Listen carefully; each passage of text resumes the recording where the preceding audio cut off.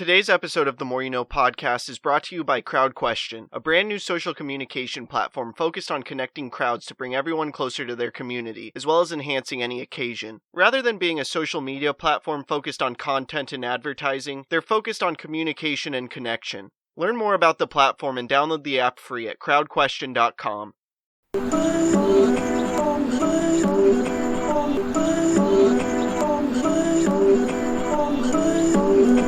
I'm just trying to make it all make sense. Today's More You Know podcast. Today I want to talk about aspects of utilizing strategic thinking that John Maxwell describes in his book, How Successful People Think. No matter who you are, strategic thinking can make a positive impact on any aspect of your life. And if you want to live out your dreams, you must plan your life and then live out your plan. Planning is the essence of accomplishing anything. And if you aren't a strategic thinker and you can't strategically plan, it will be extremely difficult to accomplish anything. Anyone can become a strategic thinker, and you must become a strategic thinker. The benefits of strategic thinking are numerous. And because of that, I want to go through a few reasons that John discusses on why you should adopt it as one of your thinking tools. The first is that strategic thinking simplifies the difficult, and that's because it's really nothing more than making the habit of regularly planning. What strategic thinking does is takes complex issues and long-term objectives, and then breaks them down into manageable sizes. And by breaking anything down into manageable sizes and having a plan, it makes anything you're doing much simpler.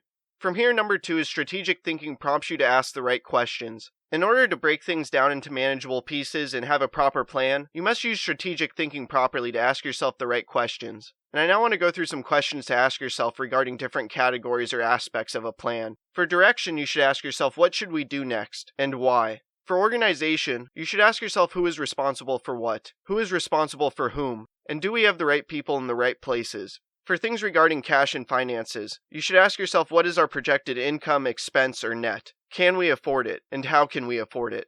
For tracking, you should ask yourself, are we on target? For overall evaluation, you should ask yourself, are we achieving the quality we expect and demand of ourselves? And finally, for refinement, we should ask ourselves, how can we be more effective and more efficient? From here, the third thing strategic thinking does is prompts customization. Because problems aren't one size fits all, strategic thinkers must tailor their plans to whatever the problem is.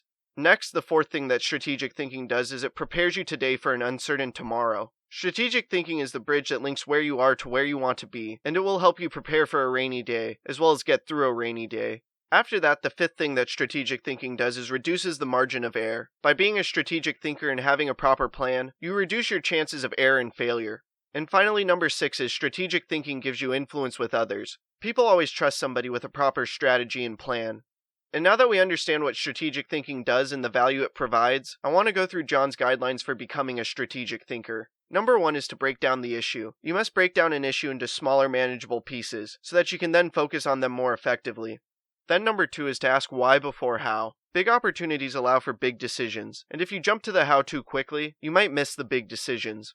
Next, number 3 is to identify the real issues and objectives. This is a major part of any battle, and once the real issues are identified, the solutions are often simple. Number 4 is to then review your resources. If you don't take into account your resources, you're doomed for failure.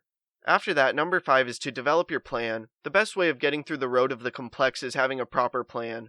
Next, number 6 is to put the right people in the right place. If you have the wrong person, you're going to get problems instead of potential. If you have the wrong place, you're going to have frustration instead of fulfillment. And if you have the wrong plan, you're going to face grief instead of growth. Everything comes together when you put together the proper 3 elements: the right person, the right place, and the right plan.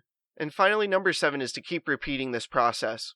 No matter who you are or what you're looking to accomplish, you must be able to think strategically and develop a proper plan. If not, you risk facing failure often and not accomplishing your dreams. In order to make a tremendous impact in this world and craft a life of significance, you must be a strategic thinker. I'm